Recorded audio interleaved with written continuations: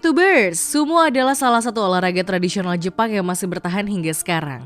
Diketahui bahwa olahraga ini tidak hanya memperlihatkan kekuatan pesertanya saja, tapi juga harga diri berbalut dengan tradisi yang sangat kental. Sebagai sebuah permainan tradisional Jepang, sumo bisa dikatakan merupakan olahraga yang sangat berat. Hal tersebut dikarenakan para atlet harus menjalani berbagai macam latihan yang sangat keras.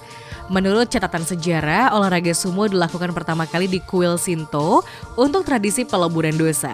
Di balik olahraga yang dikenal memiliki teknik utama saling dorong satu sama lain untuk memperebutkan gelar juara ini, ada beberapa sejarah dan fakta tentang para atletnya.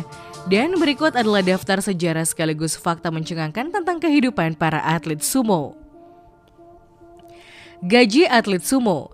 Seperti yang kita ketahui bahwa para atlet dalam olahraga sumo ini bisa dibilang akan menerima bayaran yang besar setiap bulannya.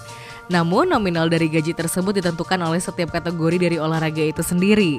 Olahraga sumo sendiri memiliki beberapa kelas di mana besar bayarannya sangatlah berbeda-beda. Salah satu kelas teratas atau biasa dikenal dengan sebutan Yokozuna, atlet sumo dalam kelas ini bisa menerima gaji sebesar 2.820.000 yen atau setara dengan 313 juta rupiah per bulannya. Sedangkan kelas di bawahnya yakni Ozeki, para atlet akan mendapatkan gaji sebesar 230 juta rupiah per bulan. Selain itu beberapa kelas yang berada di bawahnya juga menerima bayaran cukup menggiurkan. Misalnya dalam kelas Senyaku, para atlet akan mendapatkan gaji sebesar 170 juta rupiah per bulan, Maegashira 130 juta rupiah per bulan, dan Juryo 100 juta rupiah per bulan. Olahraga kuil Shinto. Sejatinya olahraga sumo dipakai pertama kali oleh kuil Shinto untuk tradisi peleburan dosa. Dalam tradisi tersebut manusia akan beradu di atas ring dengan sesuatu yang dinamakan kami atau dewa. Dengan bertarung mereka akan memurnikan segala dosa yang selama ini dilakukan.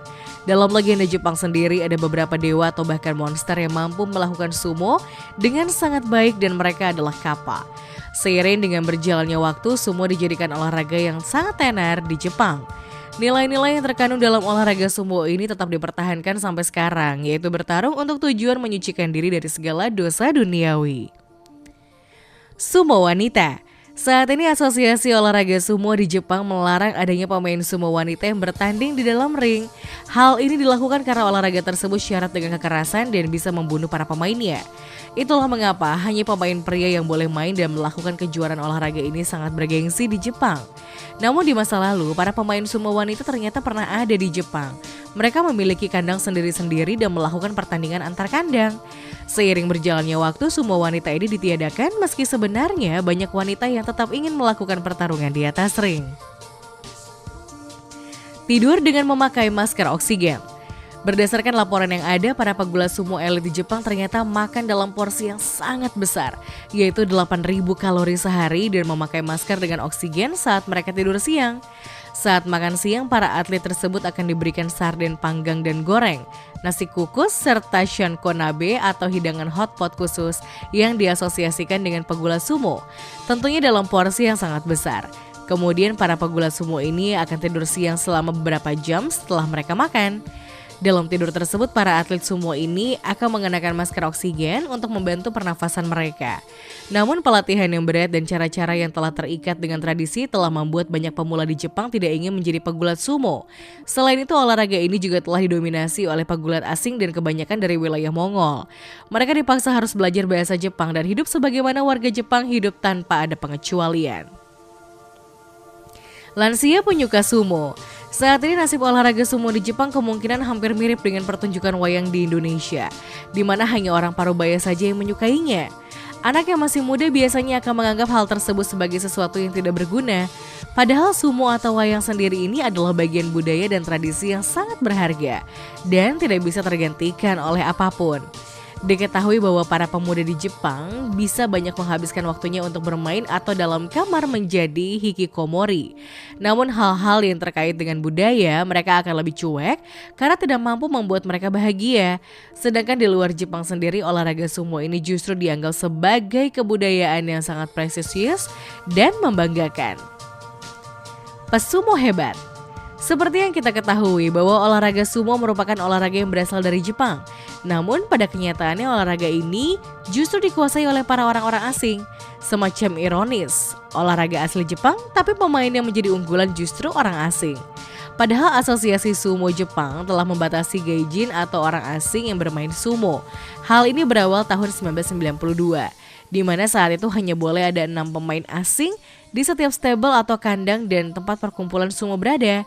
Saat ini jumlah tersebut dibatasi, hanya boleh ada 1 pemain asing di setiap stable. Meski demikian, 15-20 orang gaijin tetap menjadi pemain terhebat dalam olahraga ini dan masyarakat Jepang pun sangat mengidolakan mereka semua. Sumo tidak harus gemuk. Jika kita mendengar kata sumo, pasti yang terfikirkan adalah seorang laki-laki dengan tubuh yang sangat besar atau gemuk. Namun sebenarnya di awal kemunculannya para pemain sumo tidaklah gemuk seperti sekarang. Bahkan para pemainnya diharuskan berbadan skinny dan memiliki otot yang kuat untuk menghadapi para musuh di dalam ring. Namun seiring berkembangan zaman, para pemain sumo justru bertransformasi menjadi figur yang berbadan tambun dan sangat besar. Saat ini memiliki badan besar dalam olahraga sumo dianggap sebagai kekuatan dan para pemain sumo dengan badan besar akan memiliki banyak penggemar serta banyak gadis yang akan bersamanya. Hidup dalam tradisi. Saat ini menjadi pemain sumo bukan lagi harus dimiliki kekuatan besar dan juga keberanian. Akan tetapi seorang yang menjadi pemain sumo diharuskan untuk mematuhi tradisi yang ada selama ini. Artinya saat di luar kandang para atlet sumo juga harus tetap mematuhi aturan yang ada saat mereka berada dalam kandang. Hal ini dilakukan karena sifat dari tradisi tersebut yang sangat mengikat dan akan ada hukuman bagi yang melanggar aturan tersebut. Selain itu saat keluar kandang, para atlet juga diwajibkan memakai pakaian tradisional atau menggunakan atribut yang menandakan nama dari belakang mereka masing-masing. Dengan begitu, jika ada pertarungan atau perkelahian yang ada liar, segera diketahui dan ditindaklanjuti. Kehidupan keras. Meskipun memiliki badan yang sangat gemuk, seorang rikishi atau pagula sumo adalah orang yang sangat bekerja keras. Diketahui bahwa para pesumo tersebut akan menjalani latihan yang sangat keras setiap harinya. Selain itu, seorang rikishi juga akan menjalani hidup seharian di sebuah tempat yang disebut sumobeya. Tempat tersebut mereka akan makan, tidur, dan berlatih di sepanjang karir sumo mereka. Hal ini hampir sama dengan seni bela diri yang lainnya yang hierarki sangat dipegang teguh dalam olahraga sumo. Dalam sumobeya, pegulat paling junior adalah yang paling menderita. Mereka harus bangun paling awal untuk mencuci pakaian serta memasak untuk para seniornya. Selain itu, mereka juga harus mandi paling akhir dan baru diperbolehkan makan setelah para seniornya selesai makan. Para junior ini juga seringkali dibully oleh seniornya dengan alasan untuk memperkuat fisik dan mental mereka. Tidak jarang pembulian kebablasan sehingga menyebabkan cedera sampai kematian. Yakuza. Beberapa waktu yang lalu pihak kepolisian Tokyo berhasil menggerebek sekitar 30 lokasi pusat pelatihan sumo. Tindakan ini diambil dalam upaya untuk menyita bukti tentang hubungan antara pegula sumo dan Yakuza, yaitu sebuah kelompok kejahatan terorganisir seperti mafia Jepang yang berasal dari abad ke-17. Olahraga sumo sendiri berkembang selama berabad-abad sebagai bentuk hiburan publik yang bergerak di mana pegulat, pelatih, dan promotor bergantung pada geng lokal untuk mengamankan fasilitas dan penonton, termasuk untuk menjual tiket. Hubungan yang nyaman tersebut ternyata tidak berjalan dengan baik ketika lingkaran sumo tradisional dimodernisasi dan menjadi asosiasi sumo Jepang. Selain itu, Shinkrakramen Yakuza pada lingkaran sumo juga suatu hal yang sangat penting. Di tahun 1950-an, menteri dan juga industrialis Jepang mengandalkan elemen nasionalis dari kelompok Yakuza untuk membubarkan serikat pekerja dan sosialis.